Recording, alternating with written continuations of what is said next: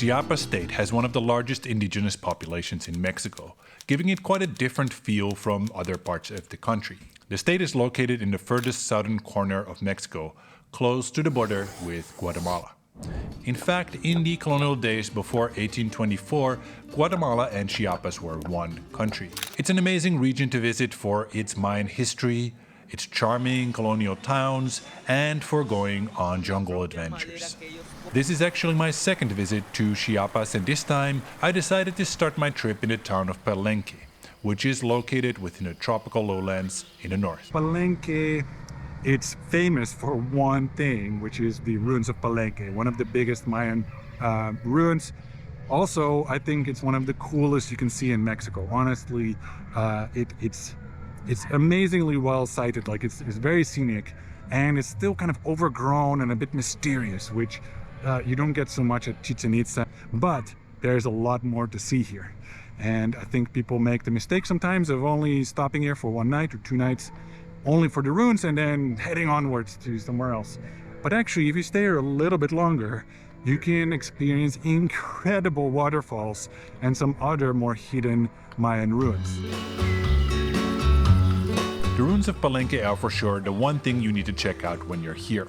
They're located just 20 minutes from the town of the same name in a spectacular setting on a mountain in the midst of a rainforest. While somewhat smaller than other sites like Chichen Itza, the ruins you can see today make up just 10% of what was once the original Mayan city, with the rest still remaining hidden in the jungle, waiting to be uncovered by archaeologists someday.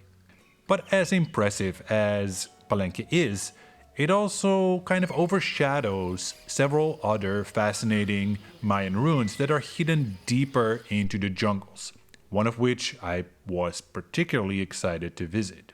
So I had this epic intro for this video in mind. Just imagine we're on the border between Mexico and Guatemala. There's nothing but tropical rainforest as far as the eye can see. There's one little river, drone shot, and there's a little boat on the river. It's me on the boat, and I step off the boat and I visit Yaxchilan, one of the epic Mayan ruins, one of the 3 big Mayan ruins, one that you cannot reach by road. You have to go there by boat deep into the jungle. That was gonna be the hook for this video, but that was not to be, because all the guides and the tours here, they're not really transparent about the real situation there. There's currently a conflict there in the indigenous community, so no one is going to Yaxchilan. But I got a guide to take me there, and I got there 5 a.m. in the morning, ready to go, and I get into this van. I'm like, Yaxchilan? They said, no, we're not going there. We're going to somewhere else. We changed it all around. You have no say in this matter. Go. Luckily, the place I was going to instead was almost equally interesting. About 3 hours driving from Palenque are the ruins of Bonampak. The site is relatively small, but it's unique in its stunningly well-preserved wall paintings. Known as the most elaborate and intact murals of the Mayan world, these frescoes give you a real window into the past, and they've given historians unique insight into the rituals, the battles, and the lives of the Mayans. The ruins are within the territory of the Lacondan, a tribe of just over 1,000 or so people who dress in white tunics and live in traditional ways. They strictly control access to the site, and only Lacondan people are allowed to transport or guide people to Bonampak. A member of the Lacondan tribe led us on an extensive hike through the forests. It had been raining a lot recently, and while there were little footbridges through the streams, most of them had become submerged, so much of the hike involved being ankle deep in water.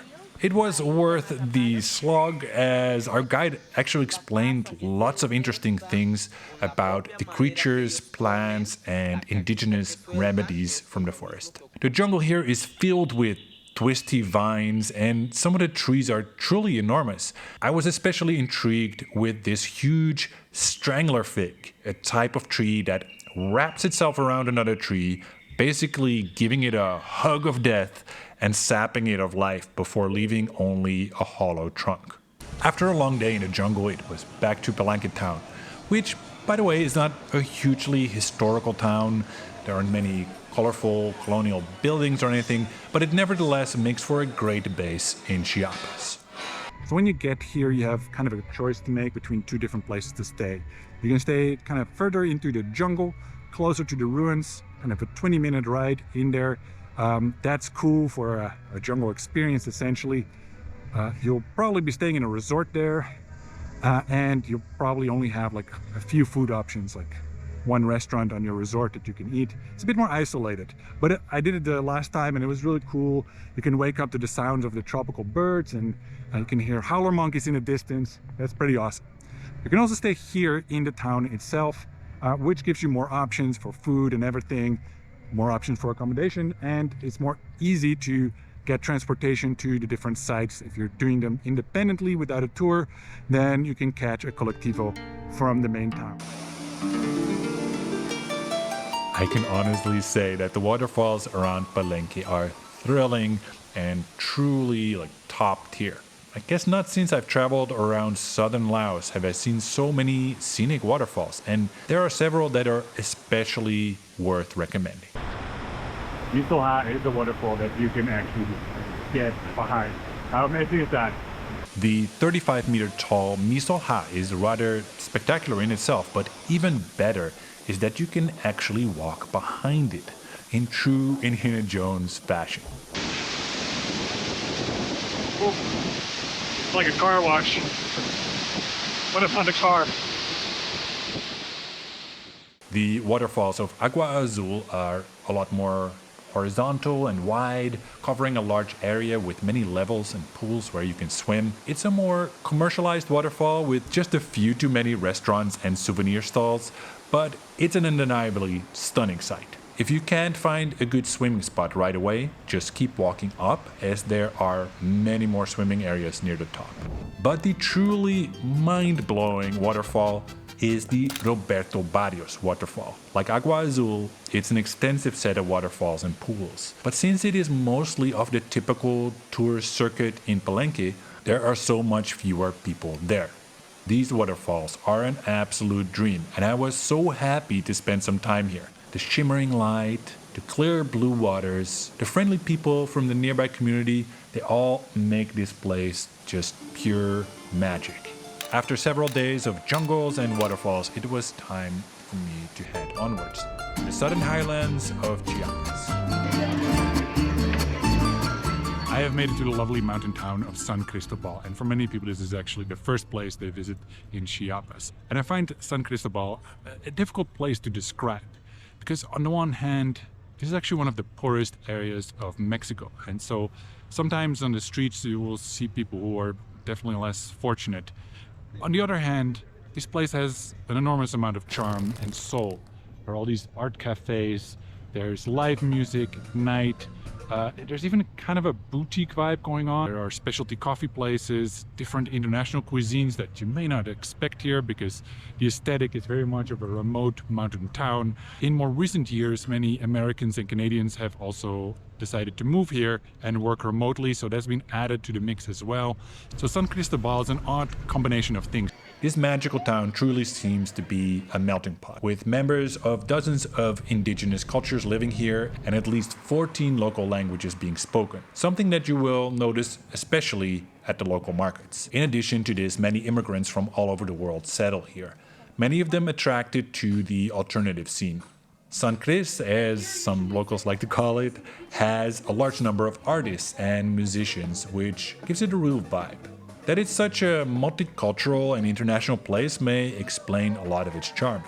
What also makes it an attractive place is its affordability. And if you're a budget traveler, you might want to know that San Cristobal is really good value. So there's some great restaurants that do really good food, and a meal might cost you like 100 pesos. And if you're a backpacker and you're looking for a dorm, you can find dorms for as little as like $5 a night. There are two things you absolutely must do in San Cristobal. First, you have to go to the Sumidero Canyon. You can take a boat through it down the river and you'll be surrounded by towering cliffs. If you're lucky, you can spot everything from like caimans to spider monkeys and various tropical birds. It's a really cool place to go. Second, you have to visit Chamula. This Tzotzil village combines indigenous beliefs with Catholicism in super fascinating ways. And it's in its small church that you can witness rituals that involve chanting, loud burping, and even animal sacrifice.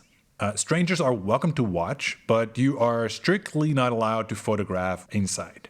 You'll definitely want to make mental photos though, as many travelers describe this as one of their most memorable experiences. Besides this, you definitely have to explore the town of San Cristobal itself, and especially its vibrant and chaotic market.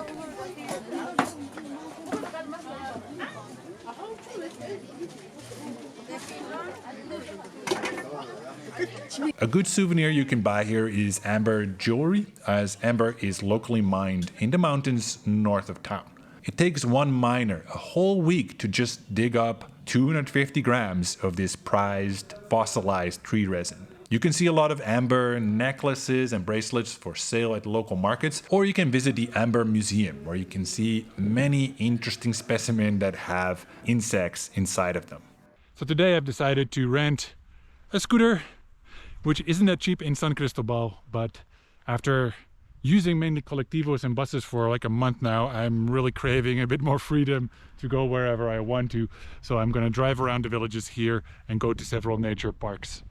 I love to explore by motorbike because you never quite know what you'll discover when you're heading out on your own. And it didn't take long for me to find a wonderful little hidden gem. I saw a sign that said viewing point 2 kilometers. So I went up this road. Let's see what we have here.